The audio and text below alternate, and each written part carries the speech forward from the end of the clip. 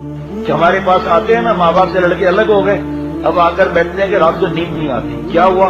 کہ اگر ہم مر جائیں گے گھر کیسے چلے گا؟ چلانے والا کون ہے؟ اللہ ہے۔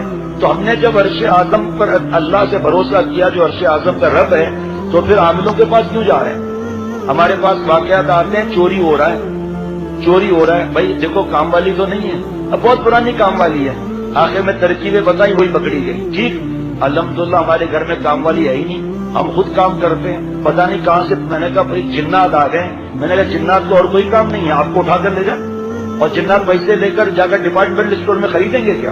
اور جنات جا کے انڈے غائب کر دیں گے، ان کی غذا ہے آملیٹ ہے؟ تو میں نے کہا آپ یہ دیکھو گھر میں چھوٹے جن تو نہیں ہیں، اور آپ نے لاکر کیسا لگایا ہے؟ کہ یہ جو روٹین کا لاکر ہے، میں نے کہا لاؤ مجھے تو میں ابھی اسکرو ڈرائیور سے یا کسی پن سے ابھی میں خود بنا گا، مجھے نہیں آتا، لیکن پتا ہے کہ ایسے لوگ کمزور ہیں، میں نے کہا میرے پاس لے آؤ میں کبھی کھلوا دیتا ہوں، میں نے کہا آپ ایسا کرو 2500 کا آج کل لاکر ملتے ہیں سیکنڈ ہینڈ، جا کر وہ خرید لو، پھر دیکھو جن کیا کرتا ہے۔ اور اس کے بعد جن آیا ہی نہیں، اور گھر کے چھوٹے جن پکڑے گئے، مننے بچے جیب سے 500 کے نوٹ نکل رہے ہیں۔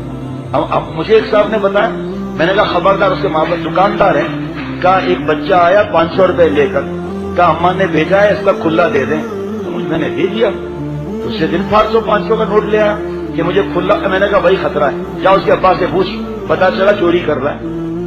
یہی تو ٹی وی VCR سب سکھاتے ہیں، کاش کے بعد دل میں اتر جائے دین، اللہ تعالیٰ کیسے چاہیں گے ہمیں کوئی تکلیف آئے؟ آپ بتاؤ، یہ جا کے بھگوان داس اور رام چندر کے پاس جا رہے ہیں، ان کے تعویذ دیکھو لکھا کیا ہے، لکھا ہوگا جے پال جوگی کے نعوذ باللہ صدقے، تیرا ایمان رہا؟ اس کا تو ویسے ہی ایمان نہیں ہے۔ قبروں پر لے جا رہے ہیں، وہاں سے قبر سے تعویذ نکال کر ٹھٹے کے قبر میں دکھائے تھے۔ حضرت والا کے پاس نواب کیسر صاحب رحمۃ اللہ علیہ آئے، حضرت والا سے کہا حضرت یہ دیکھیے ان کا کیا حال ہو گیا ہے، ان کا کاروبار جو ہے وہ ختم ہو گیا ہے، اور ان کو ایک صاحب لے گئے تھے ٹھٹا کے قبرستان میں، 5ویں قبر کو کھولا، اس میں سے یہ تعویذ نکلا، تعویذ پر خون لگا ہوا تھا، پرانا تعویذ، اور چاروں طرف لکھا تھا کاروبار ٹھپ، کاروبار ٹھپ، کاروبار ٹھپ، کاروبار ٹھپ، اور 11 سوئیاں لگی ہوئی تھی، اور کہا حضرت دیکھیں ان کے والدہ کا نام بھی لکھا ہوا ہے۔ اب وہ رو رہا ہے بیچارہ، کاروبار ٹھپ ہو چکا۔ پیارے شیخ نے ہنسنے لگے، حضرت کی ہنسی دیکھ کر اس کو تھوڑا اطمینان ہوا۔ حضرت نے فرمایا کہ آپ نے لے کر آپ کو کون گیا تھا؟ کہ حضرت وہ ایک عامل بابا ہے جو منٹوں میں کروڑ پتی بناتے ہیں، کھوئی ہوئی جوانی 24 گھنٹے میں واپس، اور محبوب آپ کے قدموں میں، ابھی اس کی اپنی پٹائی کر رہی، 300 کی دیہڑی کیوں لایا ہے؟ پہلے اسے تو قبضے میں کر، جھوپڑی میں بیٹھا ہوا ہے دوسروں کو کروڑ پتی بنا رہا ہے۔ یہ گناہوں کی وجہ سے ایمان کمزور ہو جاتا ہے، جاتا نہیں ہے، کمزور ہو جاتا ہے، تو ان چکروں میں آدمی پڑتا ہے۔ بھائی اتنی بڑی طاقت والا رب اس کو خوش نہیں کر رہے، کیونکہ نمازیں، داڑھی، یہ سب نہیں ہو رہا، ٹی وی کیسے گھر سے نکالے، ننگی فلمیں کیسے گھر سے نکلیں۔ تو حضرت نے فرمایا کہ کتنے پیسے آپ سے لیے؟ کہ حضرت 5000۔ فرمایا اچھا، پھر کہ حضرت پھر اپنی گاڑی میں جو ہے اس کو ٹھٹا لے گیا، اور یہ تعویذ ملا، آپ کہہ رہے ہیں مجھے اور اتنے پیسے دو۔ حضرت نے فرمایا کہ آپ کا کاروبار تو ویسے ہی جا چکا، میں آپ کو نصیحت کرتا ہوں کہ آپ یہی عملیات کا کاروبار کرو، اولڈ ایج بینیفٹ نہیں، سوشل سیکورٹی نہیں، سیلس ٹیکس نہیں، انکم ٹیکس نہیں، ویلتھ ٹیکس نہیں، گین ٹیکس نہیں، کچھ بھی نہیں، صرف 11 سوئیوں کا خرچہ ہے، ٹھٹا آنا اور جانا ہے۔ حضرت کیا مطلب؟ فرمایا ارے بیوقوف، اس نے تیرا نام پوچھا تھا؟ کہاں؟ تیری اماں کا نام پوچھا تھا؟ کہاں؟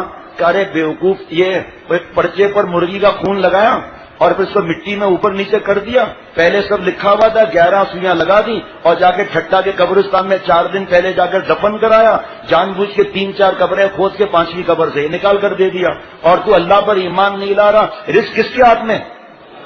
رزق کس کے ہاتھ میں؟ مشکل کشا کون ہے؟ اولاد دینے والا کون ہے؟ رزق میں برکت والا کون ہے؟ ایمان پر خاتمہ کس کے ہاتھ میں ہے؟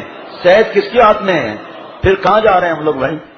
اب وہ اس کی ہنسی بند نہ ہو، کیا حضرت آپ نے پکڑا ہے، اب بات سمجھ میں آ گیا۔ ارے فرمایا میاں یہ نفع نقصان رہے گا، اللہ تعالیٰ نے قرآن پاک میں ہمیں سمجھا دیا، وَلَنَبْلُوَنَّكُمْ بِالشَّيْءِ مِنَ الْخَوْفِ وَالْجُوعِ وَنَقْصٍ مِنَ الْأَمْوَالِ وَالْأَنفُسِ وَالثَّمَرَاتِ، اعلان تو ہو گیا میں ضرور آزماؤں گا، بھوک سے، خوف سے، گھاٹا ہوگا، پھل نہیں آئیں گے، پیاروں کا انتقال بھی ہوگا، اس وقت کیا کرنا ہے؟ وَبَشِّرِ الصَّابِرِينَ، صبر کرنا ہے، اور خوشخبری سنا دیجئے صبر والوں کو جو ایسے موقع پر کہتے ہیں انا للہ و انا الیہ راجعون۔